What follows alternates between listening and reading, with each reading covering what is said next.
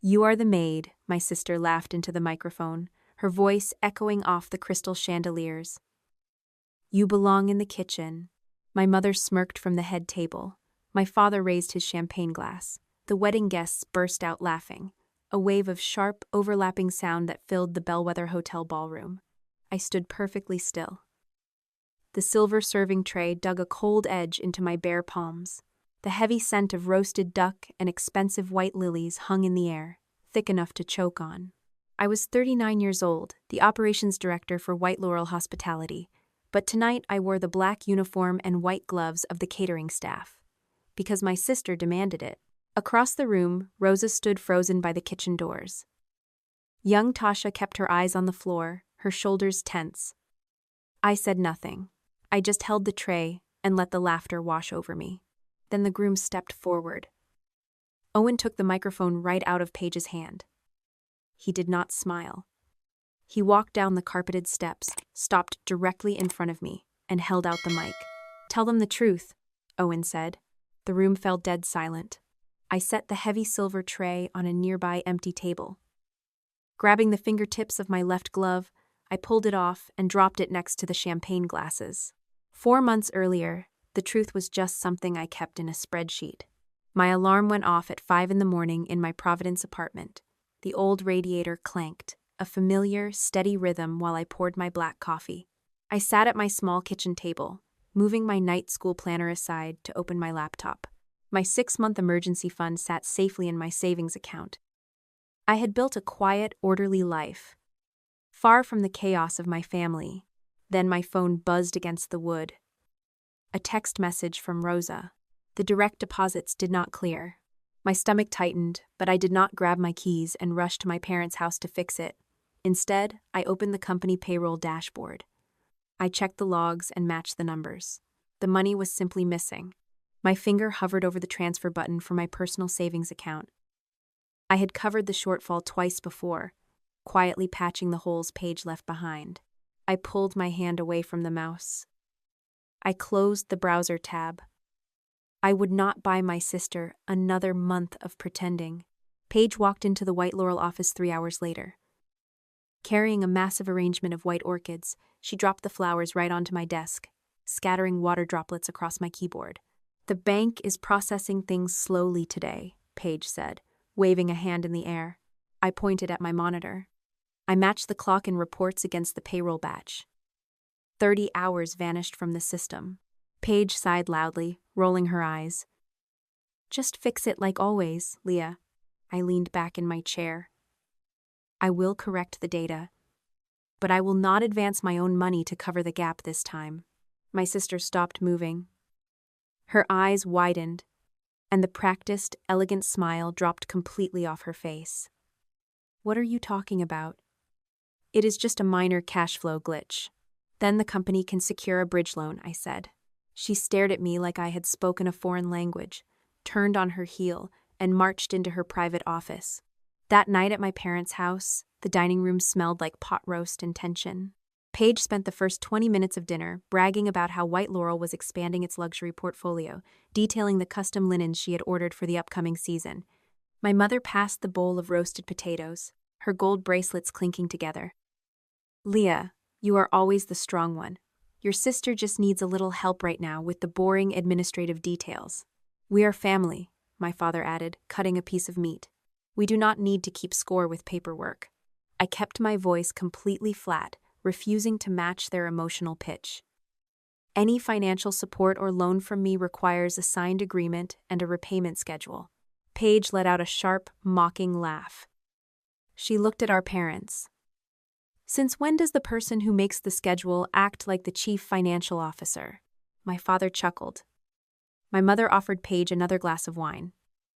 They sat there, drinking from crystal glasses, completely comfortable using my competence as their joint checking account. The next morning in the staff break room, the air felt heavy and smelled like burnt coffee. Tasha twisted a cheap paper napkin in her hands until it tore. "My rent is due on Tuesday," Tasha whispered, looking down at her shoes. Rosa crossed her arms over her uniform apron. "This is the 3rd time hours just vanished from the system." I looked at the 12 people gathered in the small, cramped room. They were looking to me for a miracle I was no longer willing to buy. Take pictures of your pay stubs, I told them. Save your schedules. Write down your hours in a notebook you keep at home. Document everything. Tasha looked up, her voice shaking. Are we getting paid? I negotiated an early payment from a client account, I said, keeping my tone steady. It gives us enough operating funds to run an emergency payroll today. But that is a patch, not a fix. Rosa stepped closer to me. What happens when she does it again? Then I stop fixing the same problem, I said. And we build something that does not need her. I stayed late that evening. The office was completely empty. The only sound, the low hum of the air conditioner. I opened the operating report. Because of my role as operations director, I had legal access to the general ledger. I scrolled down the screen, stopping on the exact date the payroll had been delayed. A massive transfer had gone out to Maribel Events. 2 hours later, another massive deposit cleared for a luxury wedding florist in Newport. I documented the date, the approval signature, the missing payroll amount, and the related vendor invoices. Using the compliance tools available to me as operations director, I exported a read-only copy into the company's restricted audit archive. I printed the access log, noted the archive location, and locked the screen. I did not remove client information or send company records to a personal account. I preserved only the financial documents I was authorized to review. I did not call my sister to argue. I did not drive to my parents' house to demand an apology. Instead, I picked up my phone and booked a legal consultation with a business attorney named Dana Cole. Paige had not run out of money. She had chosen who deserved to be paid. A dusty cardboard box sat in the center of my living room rug. I pulled open the heavy flaps, breathing in the smell of old paper and stale air. Digging past tax returns and lease agreements, my fingers found a faded yellow folder. Inside lay a letter of withdrawal from the local community college dated 12 years ago. Beneath it sat a tuition receipt for an expensive hospitality management program, stamped paid, with my sister Paige listed as the student. A photograph slipped out from between the pages. In the picture, I was 27 years old, wearing a stiff housekeeping uniform, and standing next to a supply cart. My chest felt tight, but I did not cry. Back then, quitting school and working 2 jobs to keep my parents out of debt and put Paige through college felt like a family duty. Looking at the paperwork now, under the harsh glow of my living room lamp, the reality shifted into sharp focus. A sacrifice made at 27 did not create a permanent debt at 39. I put the papers back in the box and closed the lid. The next evening, fluorescent lights hummed loudly in a small classroom at the community college. I sat in the second row of my small business operations night class, my notebook open.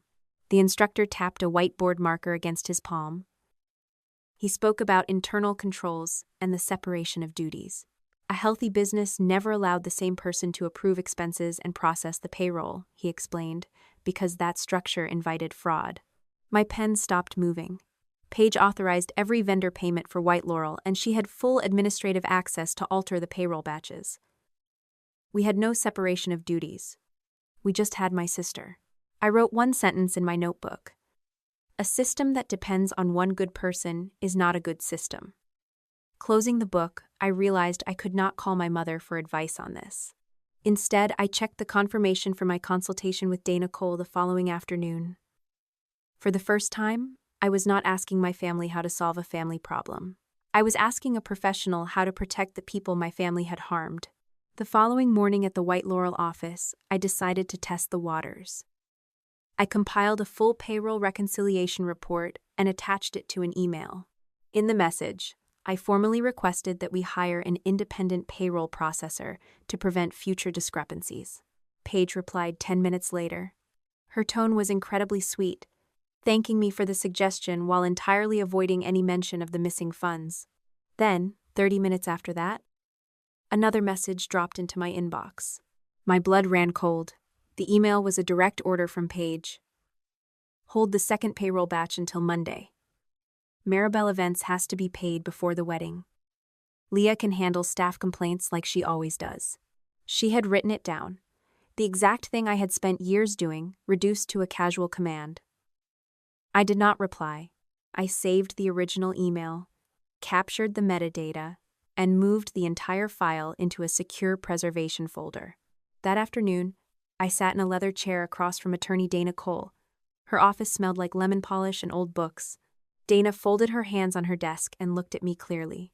She stated that our meeting was strictly a consultation regarding lawful evidence preservation, and she was not representing me in any personal lawsuit against my sister. I nodded, sliding my printed folder across the wood. After reviewing the timeline, Dana leaned back. Do you want to save the company, save your sister, or protect the workers? All three, I said automatically. You cannot, Dana replied, her voice gentle but firm. Those goals are no longer compatible. You have to choose. The silence in the room felt incredibly heavy. I thought about Tasha worrying over her rent and Rosa documenting vanished hours. I need to protect the workers, I told her. Dana nodded. She instructed me to only save documents I had authorized access to through my role as operations director.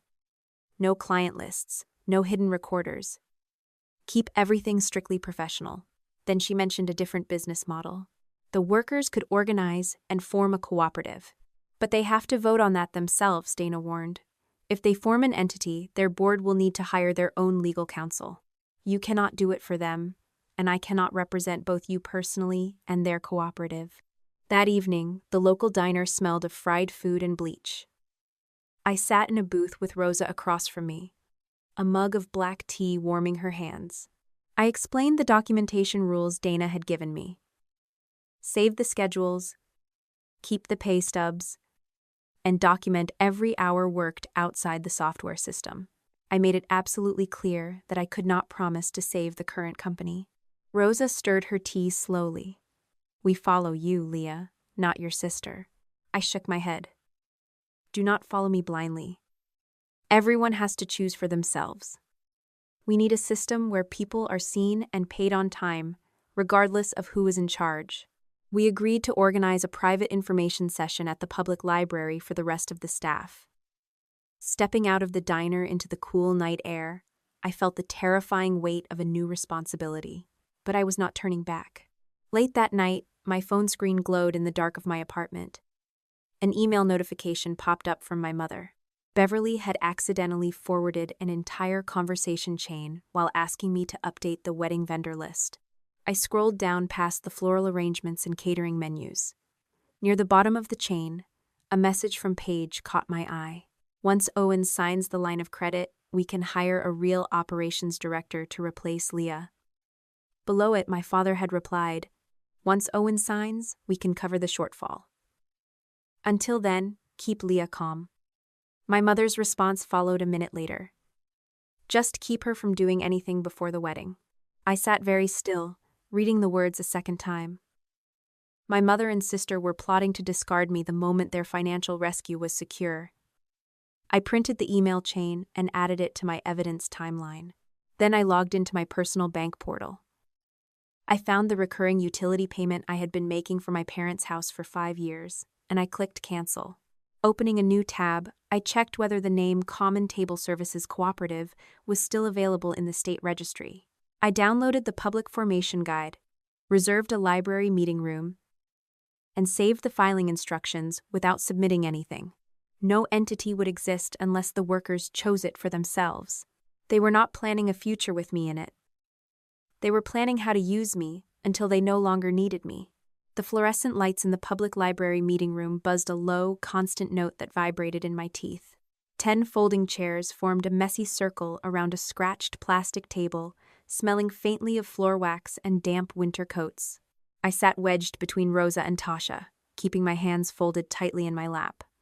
Dana Cole stood near the white presentation board, maintaining her professional distance. The attorney explained the legal options clearly and deliberately, stating that she did not represent anyone in this room until a formal entity existed and hired her. We could stay at White Laurel, resign individually, or form a worker cooperative. A housekeeper named Elena raised a hesitant hand and asked if I would own the new company. No, I answered, looking directly at her. I would have exactly 1 share and 1 vote, just like every other person in this room. Rosa leaned forward in her metal chair, her voice steady and demanding attention. The veteran supervisor told the group they needed a system where the people doing the heavy lifting were seen and paid on time. Heads nodded around the circle. We agreed to take a week to read the paperwork, and no one cast a vote that night. The following Tuesday, at the White Laurel office, the tension finally snapped. Paige marched into the scheduling area, gripping a clipboard so hard her knuckles turned white. My sister had just cut Tasha from the lucrative weekend banquet shift, simply because the young woman had asked for a printed pay stub. I opened the master scheduling software and immediately restored Tasha to the roster. My fingers hammered the keyboard as I typed the justification note, citing the exact employment contract terms. Paige leaned over my desk, her expensive floral perfume clashing sharply with the smell of printer ink. She accused the staff of getting dangerous ideas from me. Expecting accurate wages is not a rebellion, I told my sister, keeping my eyes fixed on the monitor. Her jaw tightened until a muscle twitched in her cheek. Paige demanded my administrative password, claiming she needed to monitor the system for security purposes. I do not share personal credentials, I said. I opened a new email to the technology department and copied Paige. I requested that they create a separate administrator account in her name, with all access changes and system activity preserved in the audit logs. Paige watched me send it, her mouth tightening. Whatever she did next would carry her own username and timestamp. Exactly 7 days after our first meeting, the library room felt entirely different. 12 workers sat up straight, holding printed paper ballots. The vote to form Common Table Services Cooperative passed unanimously. The new board immediately elected Rosa as the temporary chair. I accepted the role of planning coordinator, holding only my single share. Rosa recorded every decision in the official board minutes, preserving the timeline of our collective choice. Then, the newly formed board voted to formally retain Dana Cole as their legal counsel. Rosa signed the engagement letter that cemented Dana as the cooperative attorney. I provided my documentation simply as a worker owner, without any special legal privileges. We funded our initial reserve account through small membership contributions and a legally secured credit union loan, completely avoiding my personal savings. Thursday morning, I printed a formal letter of resignation. The document stated my intent to step down as operations director after a standard transition period. I emailed a digital copy to Paige, and 30 minutes passed with no response. My father almost happened to be sitting in the conference room reading a newspaper. I walked in and he read the single page, his shoulders slumping under his tailored suit jacket. The man who raised me looked up, practically begging me not to do anything rash before the upcoming wedding. I am fulfilling the terms of my employment contract, I said gently, but I will not cover another shortage. That evening, I sat on my living room sofa, watching the rain hit the glass window.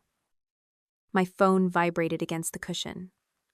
A text message appeared from a junior coordinator at the office. The message stated that Thomas had carried my signed notice directly into Paige's private office. 10 minutes later, my father had asked the technology department to begin restricting my server access. A second message followed, containing a blurry photograph of a computer screen. The glowing image showed a draft of an internal memo Paige was writing, and my name sat right next to a paragraph about the missing payroll funds. I typed a text to my father, asking why he gave her the confidential document. His reply arrived a minute later. He claimed Paige needed time to prepare, begging me again to keep things quiet until after the wedding. My own father had chosen his side to protect the family image. My chest felt hollow, but my hands remained completely steady. I saved the photograph, archived the text messages, and emailed Dana to tell her the system lockout was imminent. When I arrived at White Laurel the next morning, my computer monitor displayed a red error message. My login credentials no longer worked. Rosa walked up to my desk and quietly placed a printed sheet of paper next to my dead keyboard. It was the finalized internal company memo, bearing my sister's signature. I read the document twice. Paige had announced to the entire company that I had altered the payroll records without authorization, caused the financial shortfall, and resigned abruptly upon being discovered. My sister had even taken a single sentence from my previous email about fixing data and quoted it completely out of context to simulate a guilt-ridden confession. I did not shout, and I did not storm into her office to demand an explanation. Picking up my cell phone, I called Dana to confirm our digital backups were secure. By morning, my name was on a document I had never written, beside a confession I had never made. The leather chair in Dana Cole's office felt remarkably cold as I slid a heavy manila folder across the polished mahogany desk. The thick packet contained my authorized system exports, copies of pay stubs the staff had voluntarily provided, and my legally preserved email correspondence. Dana tapped her silver pen against the files, deliberately reminding me that she sat in this room as the legal counsel for Common Table Services Cooperative. She did not represent me in any personal capacity. I nodded, fully understanding the legal boundary. Next to her, Mina, an independent accountant the board had hired, flipped through the pages. The quiet professional compared my audit logs against the fabricated memo Paige had circulated that morning. The timestamps completely destroyed my sister's narrative. Dana immediately drafted a formal preservation letter on behalf of the cooperative, demanding White Laurel maintain all original server data. Watching the printer spit out the legal demand, a sudden realization hit me. Paige locking me out of the system was not merely a temper tantrum. My sister had severed my access so she could falsely claim I continued altering data after submitting my resignation. Later that afternoon, the atmosphere inside the White Laurel conference room felt toxic enough to peel the paint. 12 employees walked in and placed their formal resignation notices on the glass table, legally leaving the company payroll according to standard procedure. Paige stood at the head of the room, her face flushed dark red, loudly accusing everyone of betrayal. Rosa stepped forward, her voice calm and completely unbothered. The veteran supervisor explained that no one was abandoning the clients, but the team absolutely refused to continue working inside a system that failed to issue accurate paychecks. Panic flickered behind my sister's eyes as she quickly did the math. It was completely impossible to hire and train 12 reliable hospitality workers right before the massive summer event season. We transitioned immediately into business negotiations. Dana presented a 90-day service agreement, stipulating that White Laurel would officially purchase event staffing from Common Table. The contract clearly detailed the payment schedule, strictly prohibited any interference with cooperative members, and established severe penalties for late payments.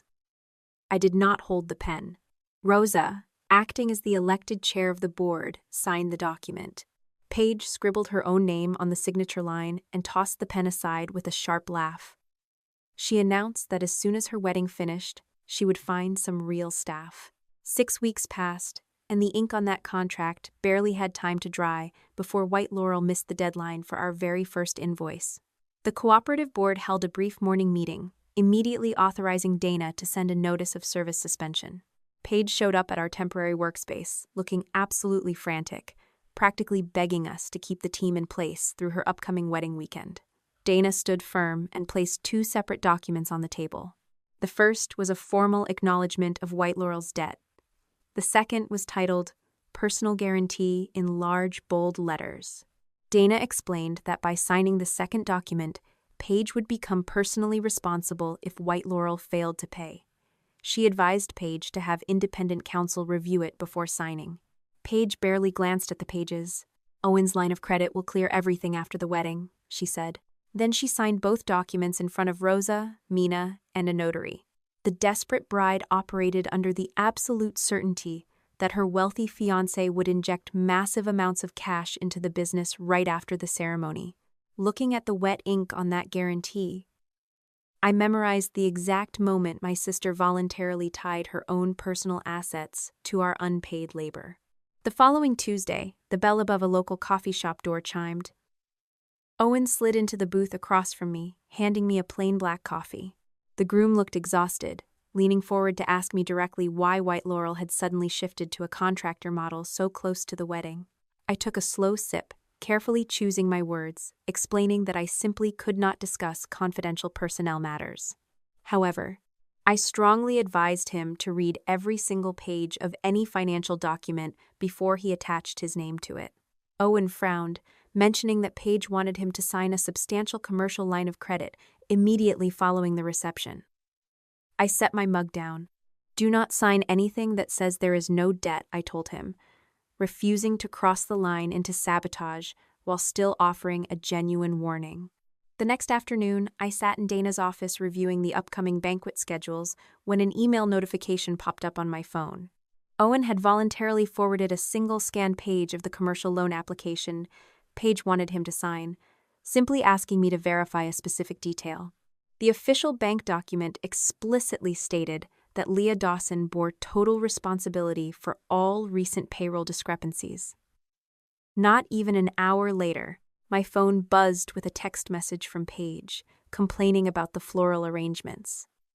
In that casual message, my sister reminded me that I was never real management, just the person who handled the staff. I showed both screens to Dana. The attorney adjusted her glasses, noting that those two distinct versions of reality could not possibly exist at the same time.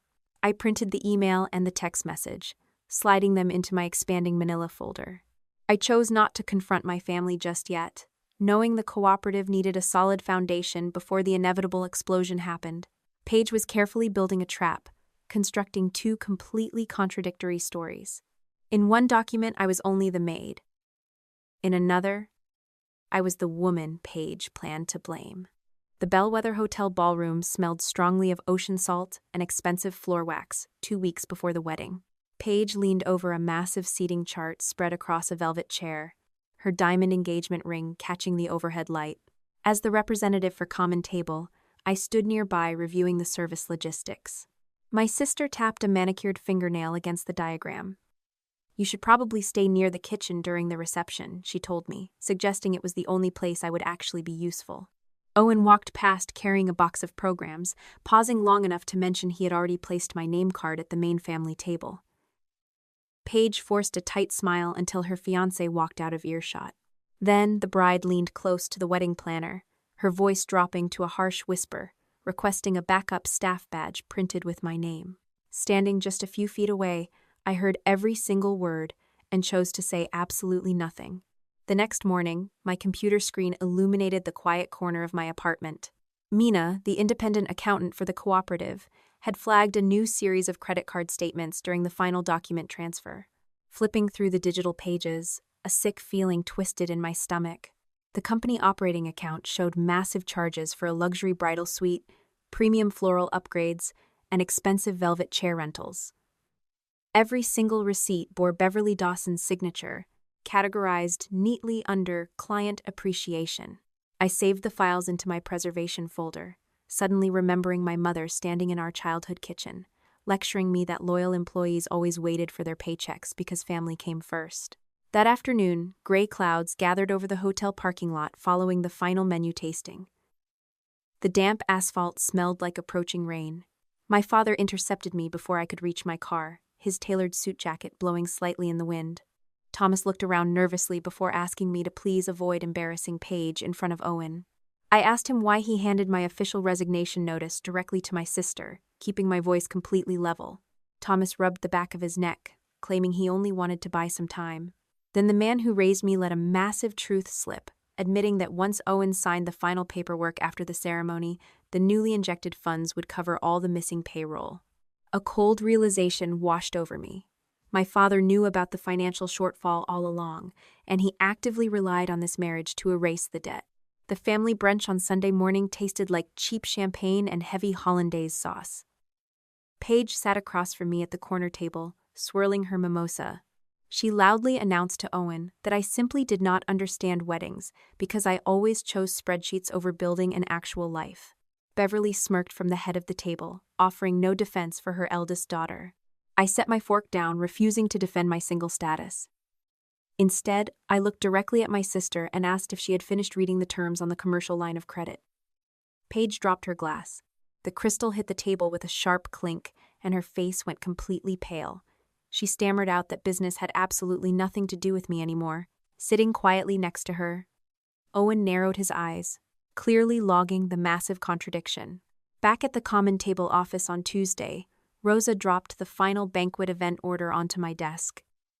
The veteran supervisor pointed a trembling finger at the contingency section. A specific note sat right in the middle of the page. Leah Dawson to serve as backup. If she refuses assignment, document refusal and remove from property. There was absolutely no operational reason to single me out. Rosa demanded we pull the entire staff immediately. I shook my head, reminding her that our people had already accepted partial payment and desperately needed the income. We would honor the contract, document everything, and walk out the loading dock doors together at exactly midnight. The night before the ceremony, the hotel hallway echoed with the sounds of the rehearsal dinner wrapping up downstairs. Owen stepped out of an alcove, stopping me near the elevators. The groom looked incredibly tired. He asked me point-blank if Paige was using him to save the hospitality business. "The evidence does not belong to me alone," I told him, measuring every single word. "But I will promise you this. If Paige lies about me or the workers in front of you tomorrow, I will stop protecting her." Owen stared at me for a long moment. He nodded slowly, promising that if my sister told another lie, he would personally hand me the microphone. I walked back to my room and sat at the small desk, drafting a 3-minute statement composed entirely of verifiable facts. She had not invited me to her wedding. She had staged me inside it. Rosa handed me a pair of stark white cotton gloves, her expression tight and unreadable. We stood in the service corridor of the Bellwether Hotel just hours before the ceremony, surrounded by the heavy scent of roasted duck and expensive floral arrangements. I had arrived wearing a formal guest dress, but checking the operational handoff remained my primary responsibility. The service contract between White Laurel and Common Table expired exactly at midnight. Our team had verified every invoice, logged every hour, and confirmed the board decision. I pulled out my phone, typing a quick preservation message to Dana, noting that every schedule change today had to be officially documented. Rosa smoothed her apron, reminding me that Paige had specifically chosen these gloves so the catering staff would look invisible and elegant. I folded the white cotton into my pocket, keeping my breathing completely steady. Down the hall, a heavy metal tray hit the carpet with a muffled thud. Tasha stood rubbing her wrist, her face twisted in pain. Paige marched out of the bridal suite, dragging the heavy hem of her silk robe across the floor. The bride did not ask if the young server was injured, simply threatening to dock the entire team tip pool if the champagne reception started short-staffed. My sister knew exactly how much these workers relied on that money. Stepping between them, I cited the safety clause in the new cooperative contract, stating clearly that Tasha could not perform dangerous lifting. Paige crossed her arms, a cruel smile forming on her lips. To protect the team income and fulfill the paid portion of our agreement, I made a tactical choice. I grabbed a spare black uniform jacket from the supply rack, pulled it on over my dress, and slipped my hands into the white gloves. I texted Dana immediately, noting the assignment change by Paige and preserving the witnesses in the room. I would carry the tray for one single round. Carrying the silver platter back toward the kitchen a few minutes later, a hand caught the swinging wooden door. Owen stood in the narrow hallway, connecting the bridal suite to the service corridor, wearing a tailored tuxedo. He held a thick packet of financial documents, blocking my path. The groom tilted the top page toward me, pointing at a specific legal representation clause. The printed words stated that White Laurel held 0 outstanding labor or contractor debt. Owen looked exhausted, explaining that Paige had just dismissed the recent cash shortage as a temporary confusion created entirely by me. I did not hand him any secret files or break my confidentiality agreement. I simply reminded him that a signed debt acknowledgement existed, advising him not to sign anything he could not personally verify. A door slammed open behind us. Paige rushed into the corridor, saw us looking at the paperwork, and snatched the packet right out of his hands. Her sudden movement caused the top page to tear, leaving a photocopy fluttering to the floor. Owen stepped on the paper, securing it beneath his leather shoe. The champagne reception felt like walking through a suffocating cloud of expensive perfume. Beverly spotted me carrying the heavy tray through the crowd. My mother did not ask why her eldest daughter was serving drinks, simply reaching out to adjust the collar of my black uniform jacket as if I were a hired stranger, before turning back to her conversation. A few feet away, Thomas raised his crystal glass. My father loudly joked to a group of investors that his oldest daughter always knew her place. Scattered laughter rippled through the wealthy guests, most assuming this was some bizarre family humor. I looked across the room and found Rosa. The veteran supervisor stood by the kitchen doors holding a clipboard, actively logging the hours. I kept my face completely blank. The string quartet stopped playing. Paige tapped a silver spoon against her champagne flute, demanding the attention of the entire room.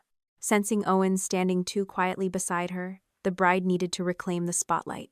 Searching the crowd, her eyes locked onto my uniform. Paige called me toward the head table, presenting me to the guests as a shining example of how everyone had a specific role in life.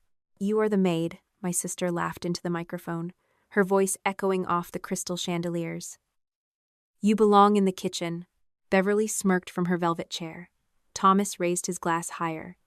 The bridesmaids giggled first, a sound that quickly escalated into a wave of sharp, overlapping laughter filling the ballroom. I stood perfectly still, letting the humiliation wash over the crowd before setting the heavy silver tray onto an empty table, making sure the edges lined up perfectly straight. Owen did not laugh. The groom stared at Paige, his jaw tight. He asked his bride, loudly enough for the front row to hear, if I was truly just a maid without any financial authority. Paige doubled down, repeating to the crowd that I had never managed the company. Owen looked down at the torn photocopy he had folded into his pocket. He stepped away from his bride, walked down the carpeted steps, and stopped directly in front of me. He held out the microphone. "Tell them the truth," Owen said. The room fell dead silent. Reaching for the fingertips of my left hand, I pulled the white cotton glove off and dropped it onto the silk tablecloth. I had spent 12 years protecting my family from the truth. Then I lifted the microphone and decided they could survive it without me. I looked out at the sea of tuxedo jackets and silk gowns. The silence in the ballroom felt heavy, pressing against my skin like an incoming storm. Clearing my throat, I told the crowd that I had spent years scrubbing floors, cleaning hotel suites, and serving people who never once bothered to learn my name. I affirmed that I felt absolutely no shame in that labor. What I did feel shame for, however, was the reality of where the money went when it was diverted away from the people who actually performed the work. I did not launch into a long, tearful history of my past sacrifices. I stayed strictly focused on the facts. I informed the room that White Laurel Hospitality currently owed thousands of dollars in unpaid wages and contract fees to the Common Table Services Cooperative. I explained that the service contract legally expired at midnight, and the board of the cooperative had voted to terminate the relationship days before the wedding. I had sent multiple formal warnings and a resignation notice a full month in advance. Every relevant payroll document already resided with our attorney and accountant. I emphasized, loud and clear, that I held no power to unilaterally drag the entire staff away from their posts. I only possessed the power to stop holding the company up when it chose to collapse. Paige stood a few feet away, her face twisting into a mask of pure fury. She grabbed the other microphone from the floor, screaming that I was a pathological liar who had never managed a single cent of the company finances. Owen stood right beside her, holding the loan application I had seen earlier that afternoon. He looked down at the paper, then directly at his bride, and asked Paige to explain why she had explicitly written that I bore total responsibility for all recent payroll discrepancies on this official bank form. He questioned which lie she was asking him to marry, the one where I was merely the maid, or the one where I controlled every number in the organization. Paige stuttered, stammering that I had somehow forced her to write those details. But the groom simply walked away from her. Beverly stood up from the head table, her voice shaking with rage as she called me ungrateful for destroying such a beautiful day. Thomas joined in, lecturing me about how family matters should never be aired in front of strangers. I looked at my father and told him that the family made the matter public the exact moment they laughed at me. A few guests lowered their champagne flutes, looking uncomfortable. A handful of the kitchen staff began standing a little straighter, their eyes finally meeting mine. I did not ask for an apology, because I knew I would never receive one. Owen turned toward the altar, announced that he refused to sign any fraudulent loan documents, and promptly returned the engagement ring to Paige. He explained to the stunned room that he refused to marry anyone who used his name to conceal debt and shift blame. Paige let out a high, thin wail, shouting that I had taken everything from her. I looked at my sister, voice steady, and told her that I had only stopped holding everything up. The reception atmosphere shattered instantly.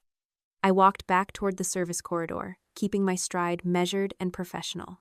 Rosa, Tasha, and the rest of the common table members waited by the loading dock. They completed every remaining task we had already been paid to perform, accounted for the inventory, and clocked out together. Rosa formally recorded the exact time of our exit, verifying the contract reached its legal expiration. We walked out of the loading bay in silence, leaving the expensive equipment and the catering mess behind for the hotel management to handle. Paige screamed from the ballroom entrance that I was poaching her employees, but we kept walking straight toward the parking lot. The next morning, the sun rose over a different reality. I walked into the temporary office we had leased for the cooperative, feeling a strange, hollow sort of relief. A man wearing a dark jacket stood by the glass door, waiting. He identified himself as a process server and handed me a copy of the complaint because Paige had named me individually. Rosa received a separate set in her capacity as Common Table's board chair and registered representative. The filing included an urgent application for a temporary restraining order against the cooperative. The document painted me as the mastermind behind the entire operation, but the legal demands specifically targeted the operational assets and the bank accounts of the cooperative. Paige had lost her wedding, so she was trying to take our paychecks with her. Dana Cole sat across from me in our small, cluttered workspace, her expression neutral as she read through the legal papers Paige had served. As the counsel for Common Table, Dana explained that the complaint alleged theft of trade secrets, tortious interference, and poaching, specifically naming me as the primary architect of the entire maneuver. I kept my breathing slow and even, focusing on the numbers on my laptop screen. Our cooperative reserve fund remained intact, more than enough to cover the payroll scheduled for the coming Friday. Rosa and the board members gathered around the table, taking a formal vote to continue operations with our new client roster, all of which had signed contracts only after the White Laurel agreements officially expired. I felt a surge of genuine pride watching them take ownership of their own professional future. Mina joined us at the table, spreading out the audit logs we had carefully cross-referenced. She confirmed that every single payroll delay coincided perfectly with the dates wedding vendors received their large deposits. I watched as Mina highlighted the suspicious patterns, showing how business credit cards belonging to Beverly had paid for luxury suite rentals and custom chair upgrades while our staff waited for their wages. The final piece of the puzzle came from the email chain Beverly had accidentally forwarded to me months earlier. Mina opened the preserved copy and verified its original headers and timestamps.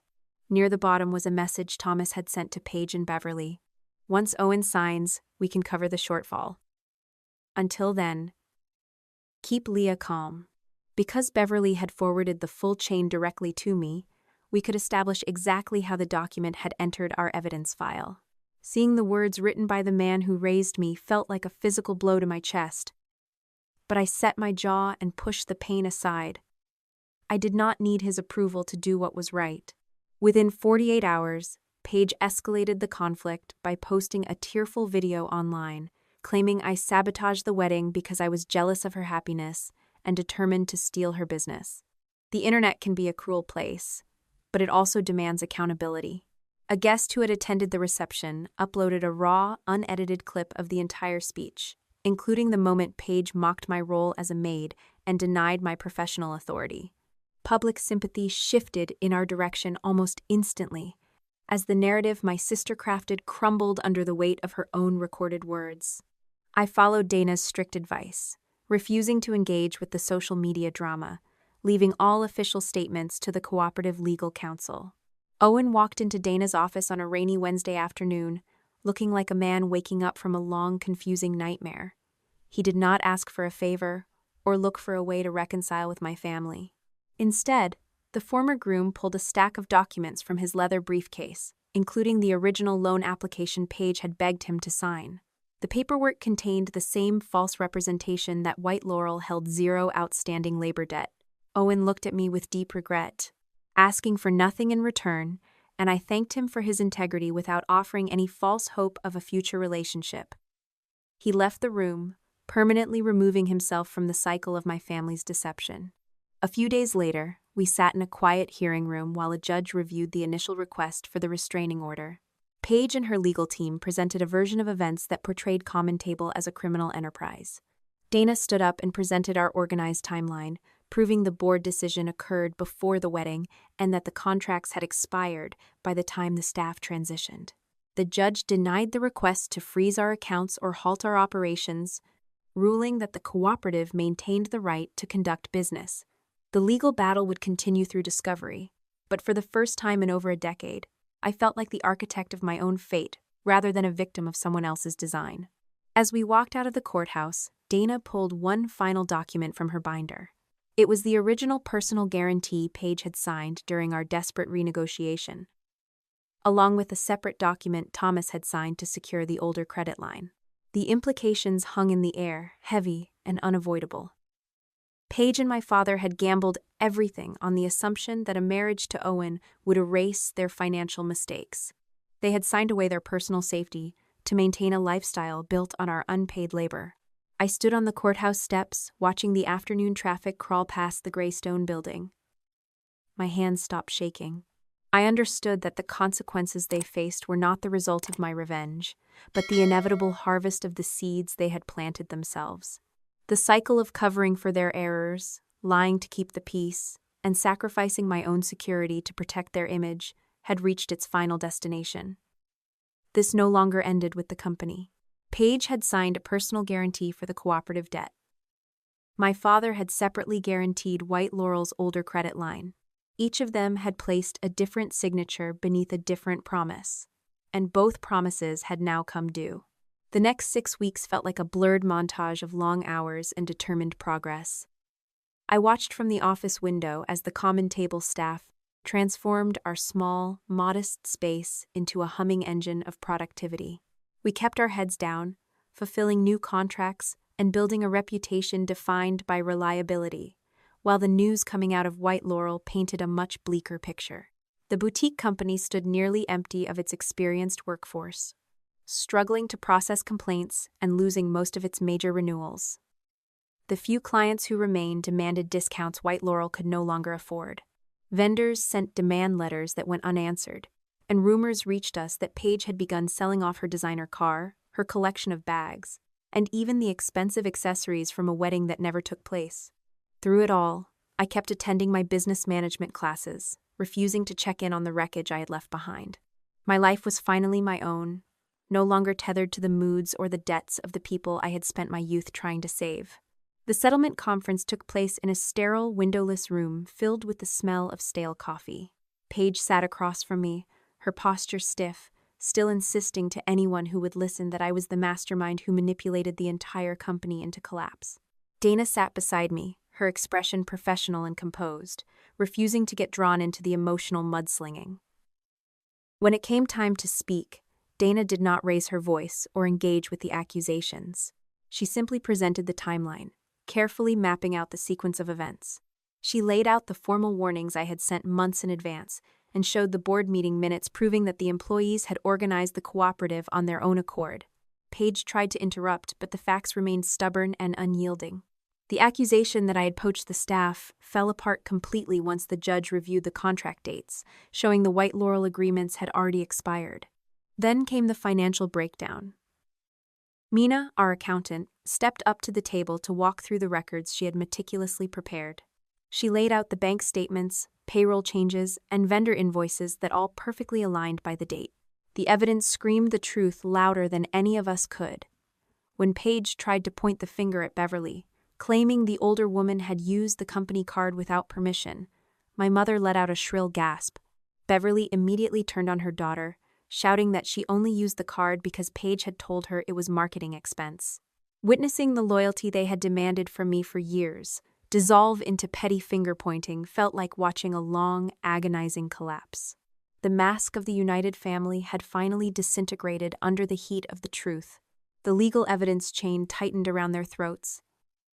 Dana highlighted the signed debt acknowledgement Paige had provided to Common Table, confirming her personal liability. Then, she pulled out the lender documents showing my father had signed a separate guarantee for the credit line that Paige had claimed was debt-free. Beverly had to account for every cent of personal charges she had funneled through the company. Thomas's personal guarantee exposed his private assets if the debt remained unpaid, including the vacation condo he had spent years protecting. The loan application that listed me as the responsible party for the payroll shortfall sat on the table like a bomb, proving Paige had planned to use my reputation as a shield, while simultaneously denying my authority to act in any professional capacity. After hours of exhausting negotiation, we finally moved into separate rooms to hammer out the final terms. The proposal was clear and balanced. White Laurel would pay Common Table's unpaid invoices, contract penalties, and legal costs. Paige would remain personally liable under the guarantee she had signed. The employee's earlier unpaid wage claims remained a separate matter. Each affected worker had filed an individual wage complaint with the assistance of Independent Labor Counsel, and the settlement required White Laurel to fund those payments in full. Beverly would return the funds for her personal charges, and Thomas would have to handle the financial consequences of his guarantee.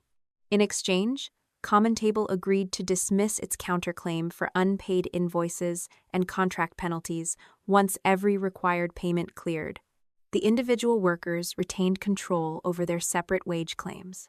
Both sides also agreed to a narrowly written non-disparagement provision that did not prevent anyone from providing truthful information to a court, regulator, lender, or tax authority. Common Table did not ask for the shirt off their backs, and we certainly did not demand their primary residence, but I refused to let the vacation condo become a bargaining chip. If they wanted to keep their assets, they would have to find a way to settle their debts without expecting me to pay the price. As we gathered our belongings to depart, the air in the hallway felt heavy and stifling. Paige, Beverly, and Thomas stood in a tight huddle near the elevator, their faces pale and drawn. My father stepped into my path, his eyes searching my face for a flicker of the old daughter who would always make things right. He told me that if I simply agreed to reduce the claim and used my influence to convince Rosa to drop the contract penalties, he could keep his vacation condo. Beverly followed up by whispering that true forgiveness was something a good older sister was supposed to offer without conditions. Paige leaned in, her voice cold and desperate, promising to go public and declare that I was innocent of all wrongdoing if I just helped her stabilize the situation one last time. I stood there, listening to the familiar, desperate rhythm of their manipulation. They were trying to package my surrender as an act of grace. I looked at the pen sitting on the table, the small plastic tool that could finalize our freedom. Rosa looked at me, her eyes steady, waiting for my cue. I did not owe them my silence, and I certainly did not owe them my future. I leaned toward Dana and took the pen from her hand. Every movement felt deliberate and heavy as I signed the settlement, ensuring that the agreement was strictly bound by the cooperative board resolution and the legal demands we had established months ago. I was not signing a family deal. I was enforcing a professional contract. All I had to do was sign away part of what they owed, and they would call my surrender forgiveness. The heavy legal document lay on the conference table, its ink still fresh and binding. I pushed the pages toward the family members waiting for my compliance, my fingers feeling strangely light. They watched me, expecting the usual capitulation, the softening of my resolve that had defined our dynamic for a dozen years. I told them no, keeping my voice low and devoid of the old, weary desperation. I would not reduce the claim to save the vacation condo. I signed the settlement exactly as the cooperative board had authorized, ensuring the contract debt, legal costs, and wage arrears remained fully covered. They looked at the paper with wide, disbelieving eyes, as if the reality of their situation had only just begun to sink in. I told them the loss of their assets did not come from me. It was the direct result of their own signatures and the choices they had made while I was too busy protecting them to notice. Thomas called me cold, his face reddening, but for the first time in my life, I felt the weight of that label fall away.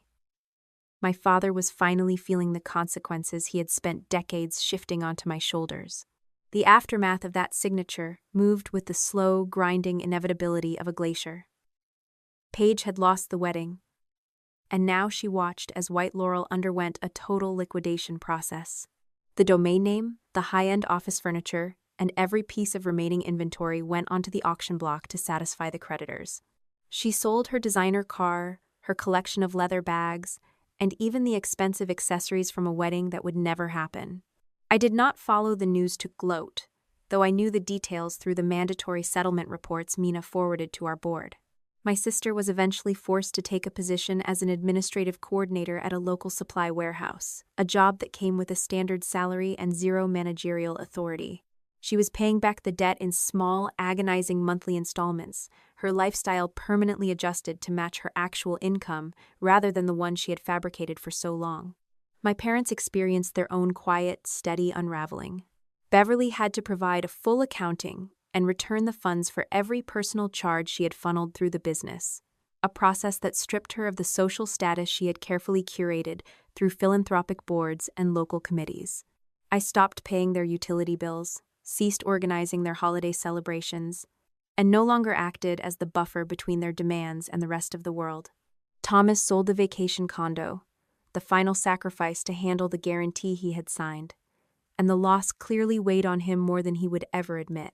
Paige moved back into their primary house, turning the quiet suburban life they had enjoyed into a crowded, argumentative space where they were forced to deal with her daily frustrations firsthand. I kept the lines of communication open to the extent that I answered written inquiries, but I never responded to their requests for money. The distance felt like breathing fresh air after years spent underwater. Common Table finally occupied our new, modest operating space 4 months after the wedding. The office was small, smelling faintly of citrus cleaner and fresh paper, but the walls were clean and the filing cabinets were organized with absolute precision. Our board held a formal meeting where they voted, with total transparency, to hire me as the operations director with a set salary and a standard professional review process. I accepted the title, knowing it came with clearly defined responsibilities, rather than a vague, unending burden of family servitude. Tasha walked into my office on a Tuesday afternoon carrying a small square frame. Inside, protected by glass, sat the white cotton gloves from the night of the wedding. She had laundered them until they were pristine and white again. I smiled, feeling a deep, quiet gratitude for the people who had stood by me when I decided to stop being invisible. I hung the frame near my desk, adding a handwritten note that read, "Service is skilled work. Obedience is not part of the job." I was wrapping up the payroll files for the week when the office door swung open.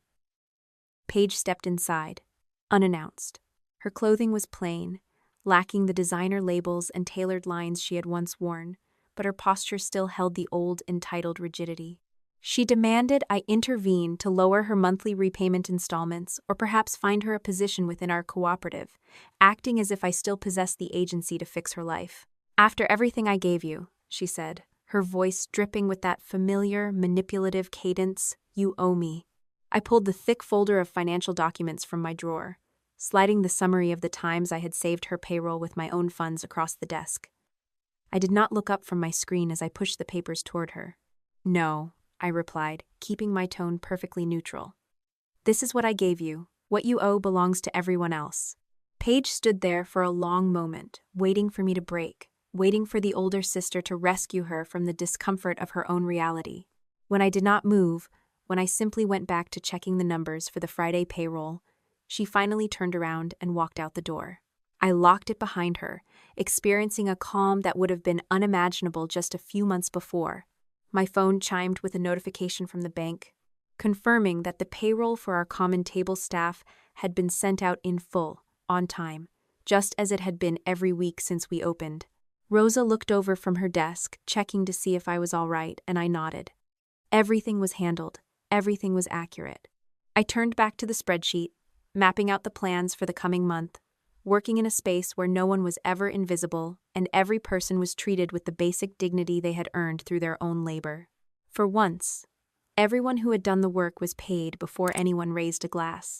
If you find yourself standing in the shoes I once wore, constantly pouring your own vitality into a vessel that refuses to hold water, you need to understand that your capacity to serve does not grant others the right to own you. You have been told that family loyalty is a one-way street paved with your own sacrifices, but that is a lie designed to keep you silent and useful. True service is a professional exchange of skills and dedication, while obedience is a cage built by those who fear your independence. When you realize that your value is being measured only by your utility to others, you are not being a good daughter, a good sister, or a good friend. You are simply being an enabler of their own decline. You deserve to build a life where your efforts are recognized with fairness, not just exploited until you are empty. It is not an act of selfishness to place boundaries around your time, your money, and your spirit. In fact, setting those lines is the most generous thing you can do, both for yourself and for the people who claim to love you. By allowing them to face the natural consequences of their own choices, you stop subsidizing their dysfunction and give them the only opportunity they will ever have to grow. If they refuse that opportunity, then you have finally stopped the cycle of enabling. which is the first step toward genuine freedom. Look at the ledger of your own life and ask yourself who is doing the work and who is reaping the harvest. Are you carrying a heavy silver tray for people who laugh at your service? Or are you building something real, where every person who contributes is treated with the dignity they have earned? It is never too late to stop holding up the structures that are meant to keep you small. You possess the agency to walk away from the table, to set down the tray, and to start writing your own contract, not just in your business life, but in every single relationship you hold. Take a moment to think about the burdens you are currently carrying that belong to someone else. What would your life look like if you stopped picking up the pieces they insist on breaking? I want you to consider this today. What is one boundary you have been afraid to set because you feared the reaction of those who benefit from your silence? I invite you to share your thoughts, because there is power in naming the invisible walls we have been conditioned to accept as normal. You are the architect of your own future, and you have the absolute right to decide who gets a seat at your table.